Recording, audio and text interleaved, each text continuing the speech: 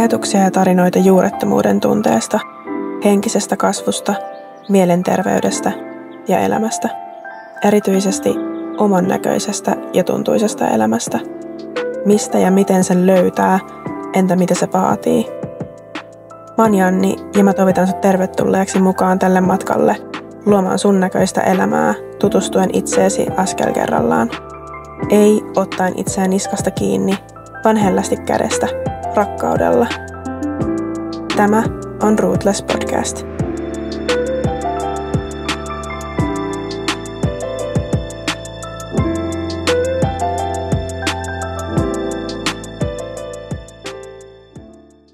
Ego. Ystävä vai vihollinen? Ego kantaa mukanaan usein negatiivista viittaa ja pahaa mainetta. Se on jotain, josta tulisi päästää irti. Jotain, joka tulisi tuhota ja kuopata. Egoa kuvaillaan muista irrallisena, itsekeskeisenä, peloista ja puutteista käsin toimivana osana persoonallisuutta. Se palvelee itseä, jää kiinni virheisiin ja epäonnistumisiin, kokee tarvetta olla oikeassa, olla enemmän ja isommin. Elää uhrimentaliteetissa, etsien ratkaisuja ja vastauksia itsensä ulkopuolelta. Egon vastakohtana taas kuvataan sielua ja korkeampaa minuutta, joka puolestaan on yhteydessä muihin, pyrkii palvelemaan yhteistä hyvää, toimii rakkaudesta ja myötätunnosta käsin, näkee mahdollisuuden oppia ja kasvaa sekä ottaa vastuuta katsomalla sisäänpäin. Kahtia jakautunut mustavalkoinen ajattelu vie väistämättä ahtaisiin bokseihin ja ristiriitaiseen todellisuuteen häpeän, vihan, kateuden ja huonommuuden tunteiden myötä. Toisin sanoen, teemme näin elämästä itsellemme ja muille huomattavasti ikävämpää ja monimutkaisempaa kuin mitä se voisi olla. Jos siis muista irrallisena elävä ego kertoo omien ajatuksien suodattamaa tarinaa siitä, mikä on oikein ja väärin, hyvää tai pahaa ja niin edelleen, eikö egon pahaksi luokitteleva puhe tule silloin itse egon suusta? Jos riisuisimme egolta pahuuden ja negatiivisuuden viitan, ja sen sijaan kohtaisimme sen neutraalina osana itseämme, voisi alta mahdollisesti paljastua suuri opettaja ja portti henkisen kasvun tielle, joka vie kohti aitoutta, tietoisuutta ja ykseyttä. www.rootlessbyjanni.com. Moikka moi ja tervetuloa Rootless by Janni podcastin 8. jakson pariin. Tämän jakson aihe ego ja jotenkin se sen semmoinen paradoksaalisuus. Mun mielestä muutenkin hauskaa siis, tai hetkittäin huvittavaa jotenkin, että mitä syvemmälle näissä henkisyyden teemoissa ja semmoisessa henkisyyden kaninkoloon, mitä pidemmälle sinne menee ja syvemmälle, niin sitä enemmän sitä vaan tajuaa, että kuinka paradoksaalista ihan kaikki elämässä jotenkin on. Että ei ole joko tai, vaan sekä että. Ja kaikki jotenkin peilaa aina toiseen asiaan ja näin poispäin. Ego. Mä tuossa blogipostauksessa kirjoitin tai yritin kirjoittaa. Musta tuntuu, että se oli aika semmoinen sekasorta, mutta yritin niinku kirjoittaa siitä, että kuinka ego jotenkin nähdään yleisesti ottaen aika negatiivisena asiana ja negatiivisena osana meitä. Ja puhutaan paljon just ego-kuolemasta ja siitä, että se pitäisi niin kuin jotenkin nujertaa, jotta päästäisiin niin kuin, lähemmäs sitä sielua ja korkeampaa minää. Niin mä jotenkin koen sen eri tavalla. Mä koen niin, että se, että meidän persoonallisuudessa on nämä osat, kuten ego ja sitten niinku sielu tai korkeampi minä, niin ne on molemmat siellä syystä. Niillä on molemmilla niinku oma tärkeä tehtävä ja oma paikkansa. Eikä jotenkin toinen ole toista parempi tai niinku, että jompikumpi pitäisi täysin nujertaa. Mun mielestä se vaan niinku ajatuksena on aika egosentristä. Ja jotenkin jos miettii ekoa, niin ekohan on, se on niin kuin sitä, miten me kuvaillaan itsemme, miten me jotenkin meidän omien ajatuksien suodattama niin kuin tarina siitä, millaisia me ollaan. Se on usein meidän niin kuin kokemukset ja saavutukset ja se, mitä niin kuin muut ihmiset meistä on meille kertonut ja semmoinen sosiaalinen maski, meidän kuva itsestämme ja semmoinen niin kuin rooli, mitä me näytellään. Ja sitten kun se on niin sanotusti semmoinen niin kuin maski ja rooli, niin mehän kovasti, tai se ego meissä kovasti niin kuin haluaa hyväksyntää ulkopuolelta. Ja sitten se elää vähän semmoisessa niin kuin pelossa siinä, että se ei ole tarpeeksi tai se jotenkin paljastuu ja se ei ole riittävä. Ja sen takia se on niin kuin aika helposti meistä isosti valtaa ottava. Ego myös tosi paljon, jos mietitään silleen niin kuin yhteiskunnallisesti, niin mä koen, että ego hiljentää meitä tosi paljon. Ja se hiljentää meitä semmoisella tavalla, että se vie meitä jotenkin niin kuin kauemmas toisistamme, just tavallaan sinne niin kuin erillisyyteen. Ego ajattelee, että minä olen tässä ja muut on jossain tuolla.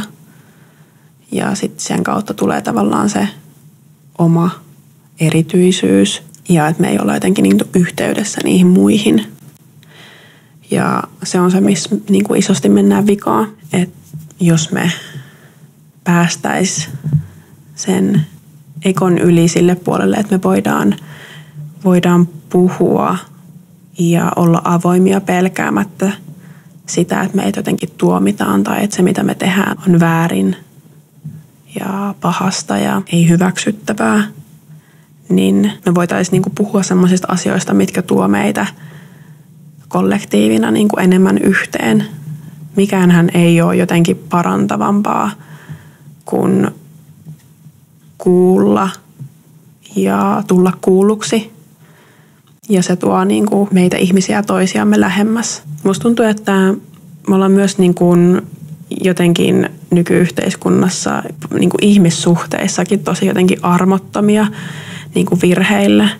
Ja silleen, että jos ehkä se on sitten sitä, että jotenkin nykyään ihmiset on niin helposti ja nopeasti korvattavissa. Ja että jos mietitään vaikka parisuhteita, niin on vaan helppo heittää joku niin kuin roskiin sen takia, että se on tehnyt jonkun virheen ja satuttanut meitä. Ja sitten ottaa niin kuin uusi jonosta tilalle swipeaamalla oikealle. Ja se on aika karu ajatus. Kuitenkin ei meistä kukaan täällä selviä tekemättä virheitä.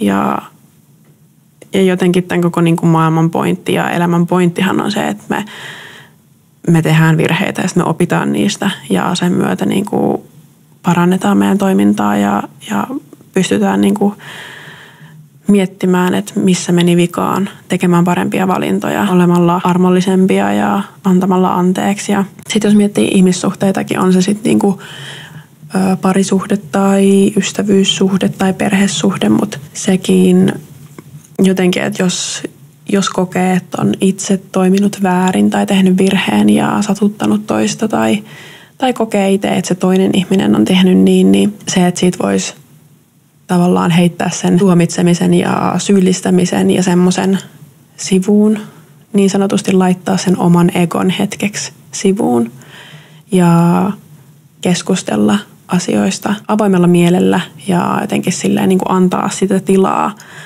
itselle ja toiselle, ottaa sitä, että se toinen pystyy tai itse pystyy ottaa vastuuta ja sitten niin kuin muuttamaan sitä omaa toimintaa ja oppia ja näin, niin kyllähän se niin kuin ihmissuhdetta jotenkin lähentää ja vie niin kuin enemmän yhteen ja sen jälkeen ollaan niin kuin vahvempia ja pystytään mennä eteenpäin enemmän tiiminä.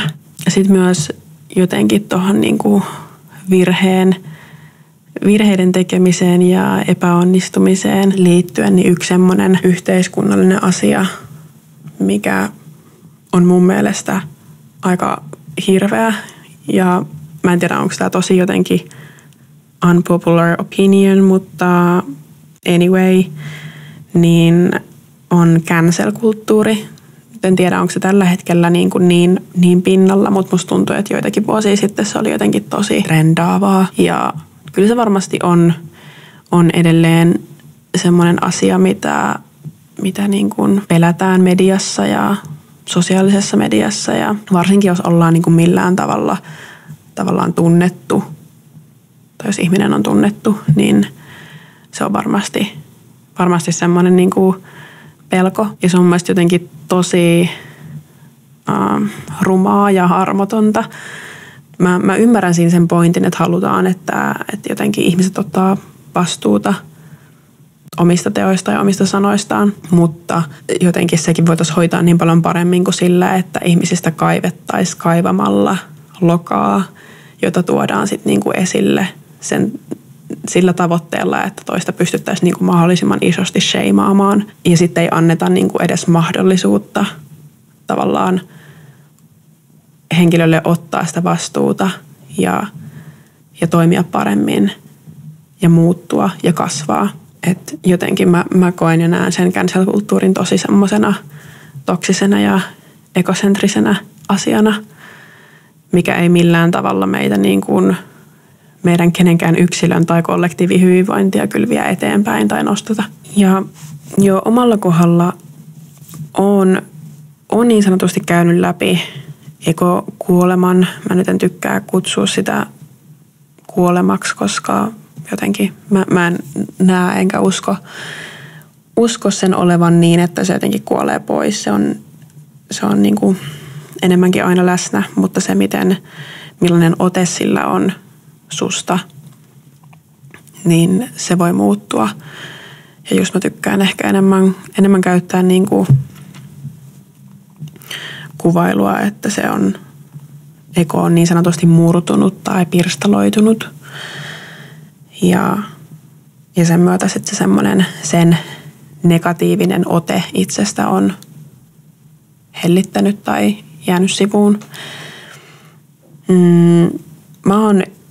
Miten mulla omalla kohdallani on toi ego niinku ollut isosti jotenkin läsnä ja se on ottanut valtaa, niin on ehdottomasti se, että mun on ollut tosi vaikea kokeilla uusia asioita, koska mä oon niin paljon pelännyt epäonnistumista.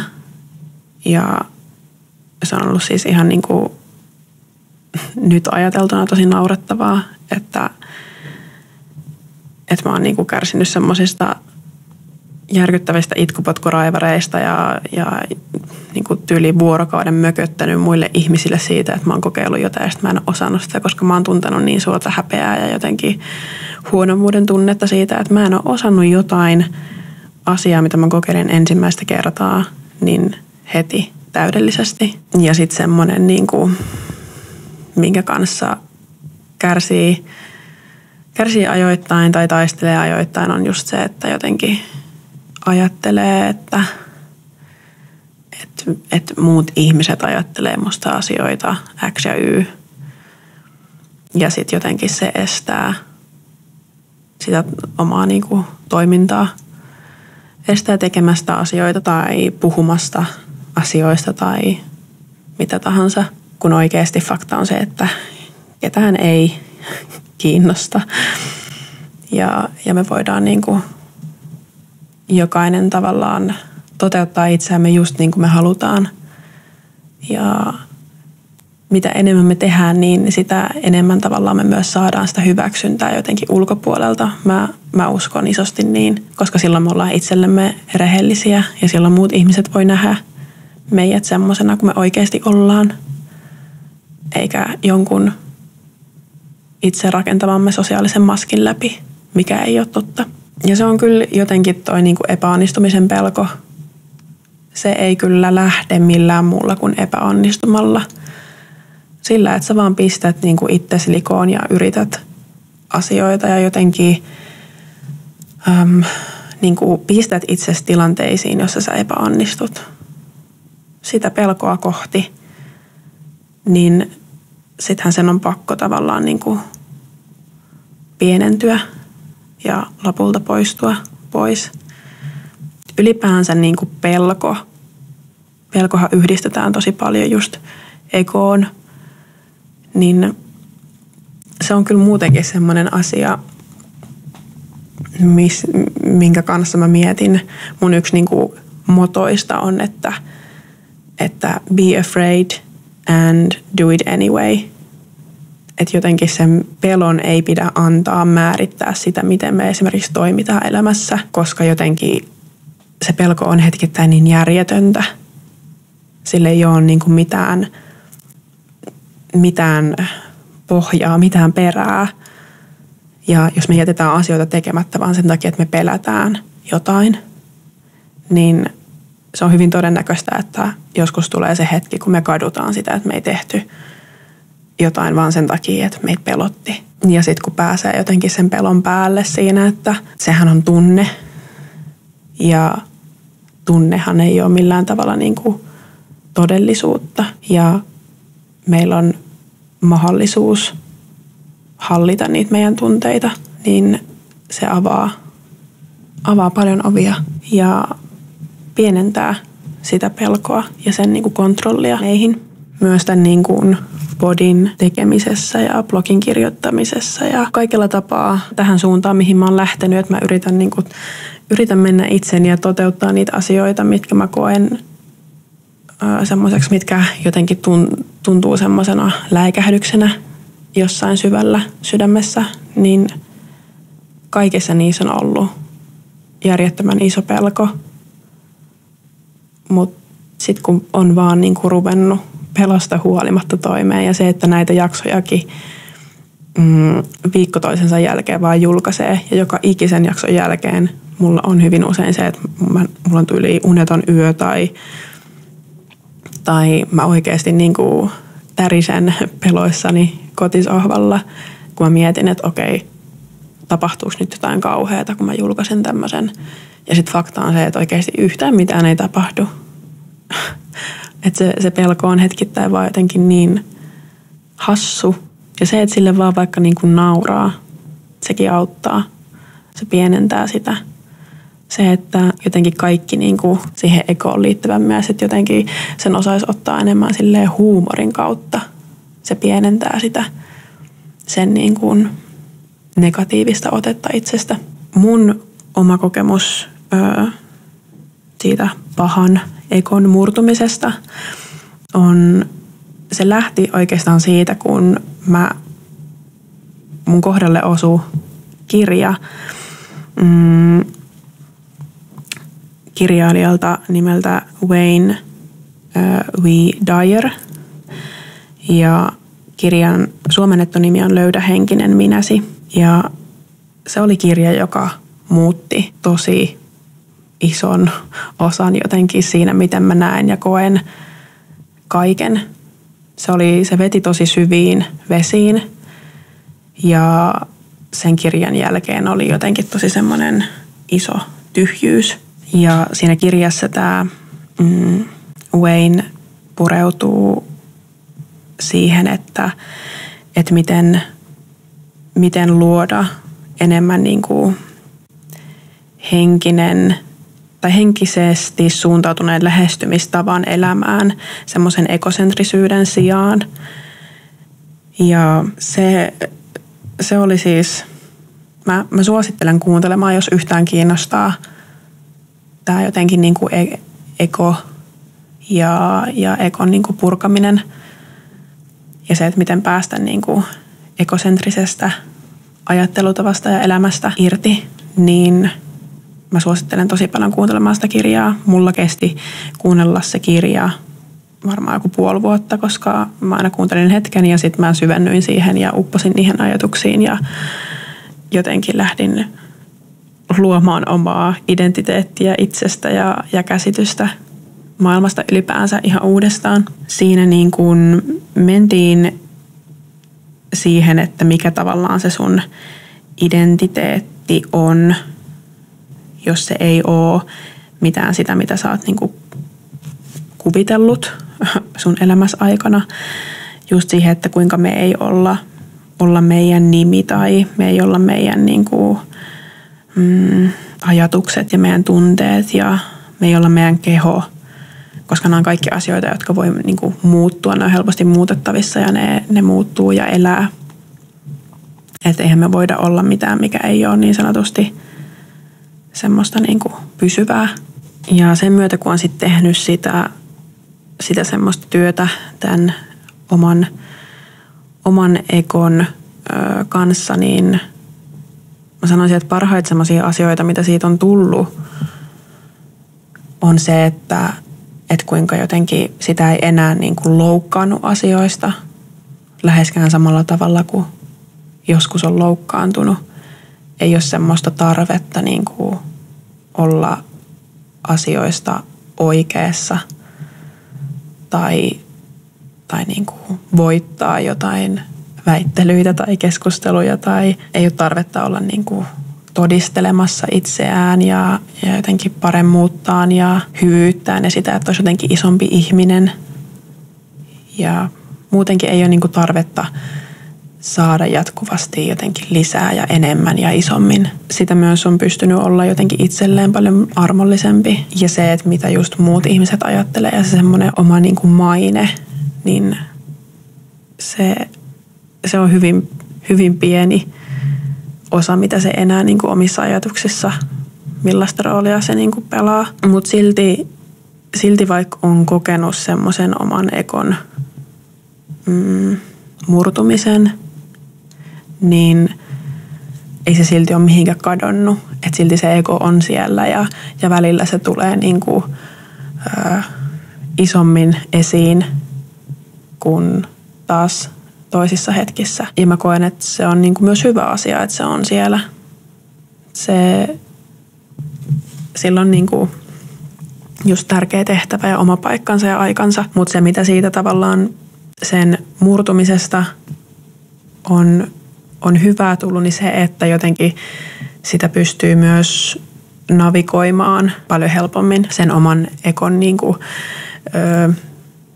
niiden asioiden ja niiden ajatusten ja tunteiden ja tämmöisten kanssa, mitkä nousee sieltä ekosta, niin niiden niin kuin seassa on helpompi navigoida ja helpompi tarttua kiinni, helpompi kyseenalaistaa, helpompi valita toisin. Ja niin kuin mä sanoin tuossa, tai kirjoitin tuossa blogipostauksen lopussakin, että jos tavallaan siltä ekolta pystyy riisumaan sen semmoisen pahuuden ja negatiivisuuden viitan ja kuoren pois, koska se on jotenkin se, että siinä ekossa on se piirre. Siinä on se piirre, että se voi olla tosi salakavala ja se voi olla tosi terävä ja se voi olla tosi niin kuin,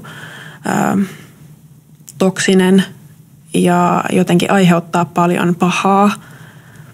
Mutta sitten taas, jos sitä pystyy, niin kuin, sen kanssa pitää olla tavallaan niin kuin tietoinen ja jotenkin tiedostava ja sen päällä niin sanotusti, mutta ei kuitenkaan yrittää täysin niin kuin sulkea sitä pois. Ja jos sen niin kuin negatiivisuuden viitan ja kuoren pystyisi ottaa pois, niin sen sijaan sen kohtaisi semmoisena neutraalina osana meidän persoonaa ja itseämme, niin se voi olla niin kuin tosi iso ystävä enemmän kuin vihollinen ja opettaja ja semmoinen opas sinne meidän henkisen kasvun tielle, joka sitten vie niin kuin enemmän sinne hyvään suuntaan ja enemmän meitä itseämme vapauttavaan suuntaan. Mutta joo, mä pidän tämän jakson nyt lyhyempänä, kun tuossa oli pari tommoista pidempää jaksoa. Ja tää nyt oli isosti tämmöistä pohdintaa vaan.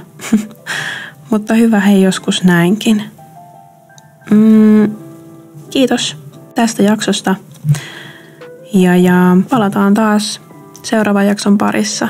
Vielä olisi 2 jaksoa tämän jälkeen, kunnes ensimmäinen kausi on paketissa. Mut joo, kivaa viikkoa ja ensi kertaan. Moikka moi!